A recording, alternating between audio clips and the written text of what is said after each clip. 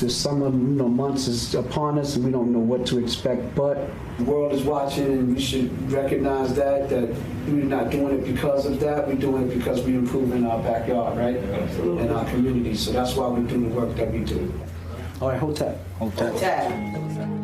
Pre-pandemic, if you look back in the data and you see in 18-19, you would see that there has been huge declines in violence, and gun violence trends were literally at all-time lows. And unfortunately, then came the pandemic. It caught us all off guard. And so it had a tremendous impact, especially in Black and brown communities, where the resources are always slim. When the doors were open and people were allowed to come back out, it almost was like a floodgate was opened up wide. And people didn't know how to readjust. You know, the loss of life, the depression, the trauma, the opportunities for getting back into the workforce, all of these things were interrupted. Yo, this your little twin right here, Billy. That's big bro. No, that's your little cousin. We actually canvassing right now. Canvassing is when we boots on the ground, when we hit the neighborhoods, the hot spots.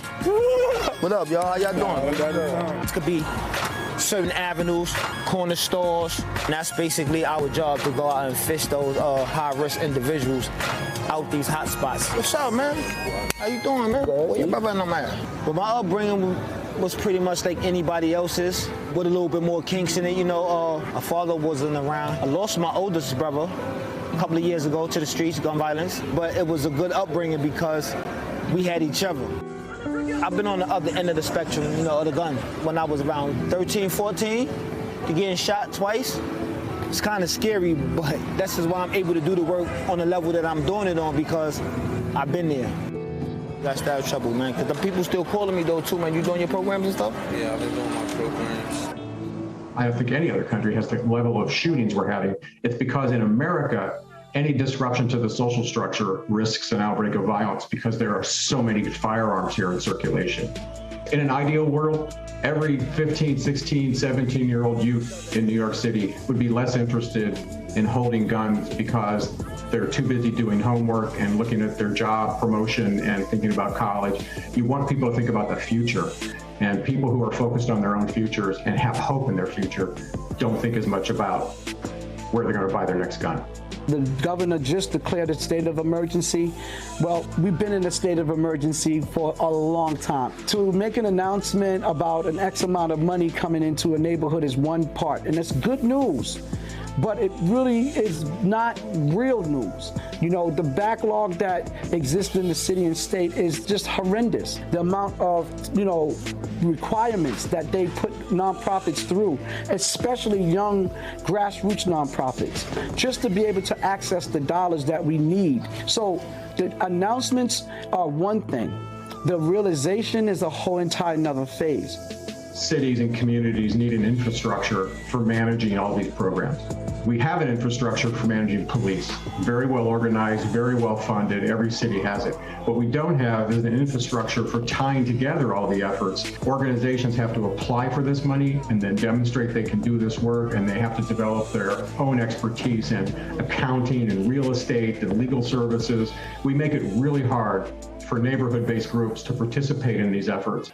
So here in New York, both state and city governments have invested a lot more in programs like Man Up, like other Cure Violence affiliates in the city, which there are about 24 now. But the money is still a small sum compared to what we spend on policing. If you add up everything we spend on police, it's about $11 billion a year. That's a billion with a B. So how do you organize an effort to combat violence without relying solely upon police?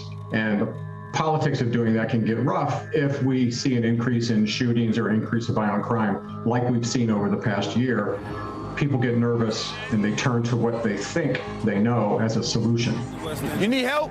When things heated up in the streets and the police came, our thing was, what the hell are y'all doing here? Y'all don't care about us.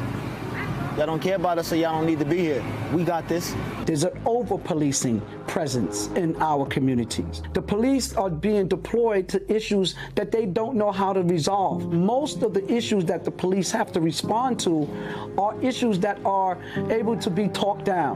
These are issues that can be resolved without the police having to interfere. If policing were the best and only way to make a neighborhood safe, if we went up to the Upper East Side and walked along Fifth Avenue, we would see a lot of patrol cars, a lot of foot patrols. We'd see police everywhere. Obviously, police are not the only answer to public safety.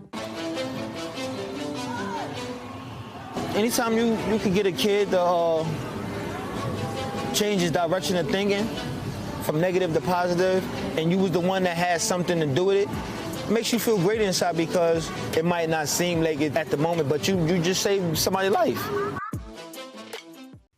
Hey, NBC News viewers, thanks for checking out our YouTube channel. Subscribe by clicking on that button down here, and click on any of the videos over here to watch the latest interviews, show highlights, and digital exclusives. Thanks for watching.